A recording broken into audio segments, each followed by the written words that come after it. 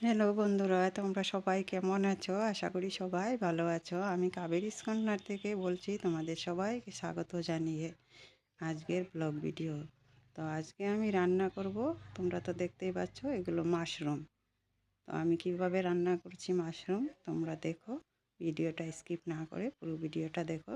তো সবার আগে আমি মাশরুমগুলো কেটে নেব, এরপর আমি ভাপিয়ে জলটা ফেলে দেব।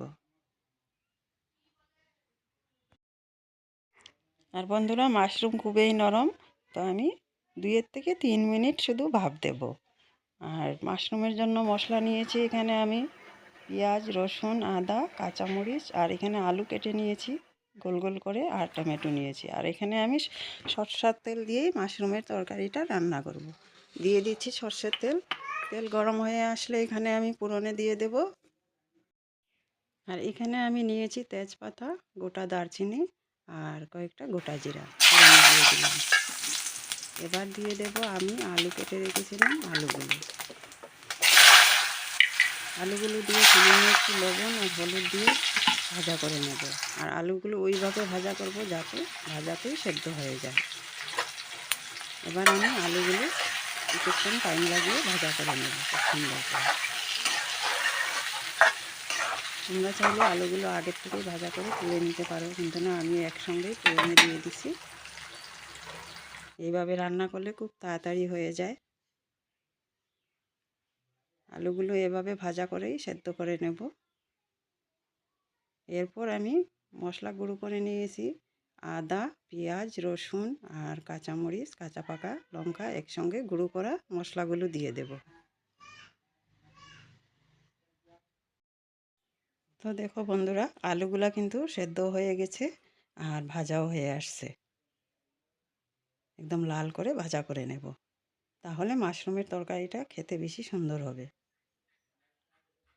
আর এবার আমি মশলা গুঁড়ো করে রেখেছিলাম এখানে আদা, রসুন, পেঁয়াজ একসঙ্গে দিয়ে দেব। দিয়ে ভালো করে আলুর সঙ্গে মিশিয়ে কষিয়ে নেব মশলাগুলো। আন্দাজ মতো লবণ দেব, হলুদ গুঁড়ো দেব, আর জিরার গুঁড়ো দিয়ে দেব।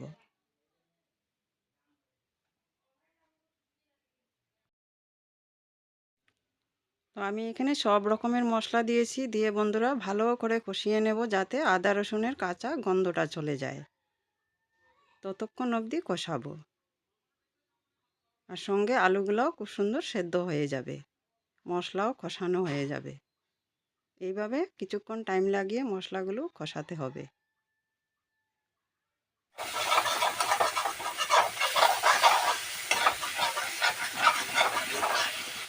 তো এদিকে মশলাগুলো খুব সুন্দর কষানো হয়ে গেছে। এবার আমি দিয়ে দেব কেটে রাখা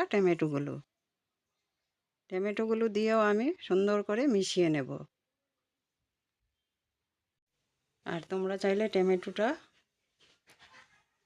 মিক্সচার গ্রাইন্ডারে পেস্ট করেও দিতে পারো, কিন্তু পেস্ট করে দিলে টমেটোর তরকারিটা খেতে সুন্দর হয় না, ভালো লাগে না। আমি এইভাবে এর জন্য কেটে দিয়েছি। আর এমনিতেও গলে যাবে একদম, টমেটো দেখাই যাবে না, আর খেতেও সুন্দর হবে। এবার আমি দিয়ে দেব ভাপিয়ে রাখা মাশরুমগুলো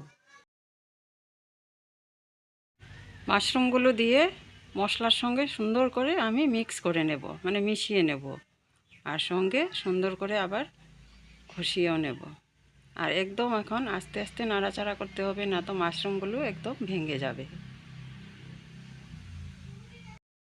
আর এই ধরনের মাশরুম অনেক প্রকারের হয়। আর এটা আমাদের ঘরে যেটা নিয়ে আসছি এটা কিন্তু খুবই নরম।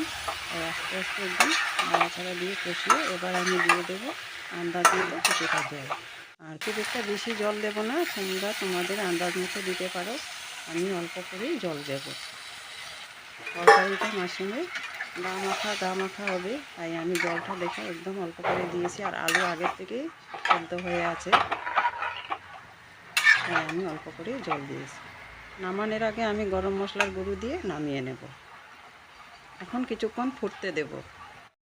তো মাশরুমের তরকারিটা হয়ে আসছে। এবার আমি দিয়ে দেব সামান্য একটু চিনি, স্বাদের জন্য, খেতে সুন্দর হবে। আর দিয়ে দেব গরম মশলার গুঁড়ো। এরপর আমি আরও 10 মিনিট এভাবে রান্না করব।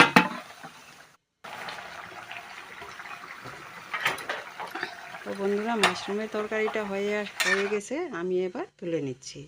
আর এইভাবে মাশরুমের তরকারি রান্না করে দেখো, খেতে কিন্তু খুবই সুন্দর হয়। আর এইভাবে রান্না করলে লুচি, পরোটা, লুচির সঙ্গেও খেতে পারো। আমি খুব একটা বেশি করে ঝোল দেইনি, ঝোল ঝোল হলে খেতে সুন্দর হবে না। ভাতের সঙ্গেও খেতে পারো, রুটি, পরোটা, লুচির সাথেও খেতে পারো, যার যেমন ইচ্ছা। আর আজকের মাশরুমের রেসিপি আমার কেমন হয়েছে তোমরা কমেন্ট করে বলবে। আর যারা যারা এখনও এইভাবে রান্না করে মাশরুম খাওনি, ঠিক এই প্রসেশনে রান্না করে খেয়ে দেখো। যারা রুটি খেতে পছন্দ করে, রুটির সঙ্গে তো একদম খুবই ভালো লাগে।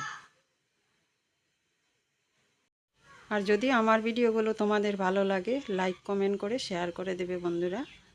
আর আমার ইউটিউব পরিবারের বন্ধু, দেশের বন্ধু, দেশের বাইরের বন্ধু, সবাইকে আমার অনেক অনেক বুক ভরা ভালোবাসা। আর যারা যারা এই পর্যন্ত আমার সঙ্গে ছিলে, সবাইকে আমার অনেক অনেক বুক ভরা ভালোবাসা। আর বন্ধুদের বলছি, ভিডিওটা স্কিপ করবে না বন্ধুরা, স্কিপ না করে পুরো ভিডিওটা দেখবে।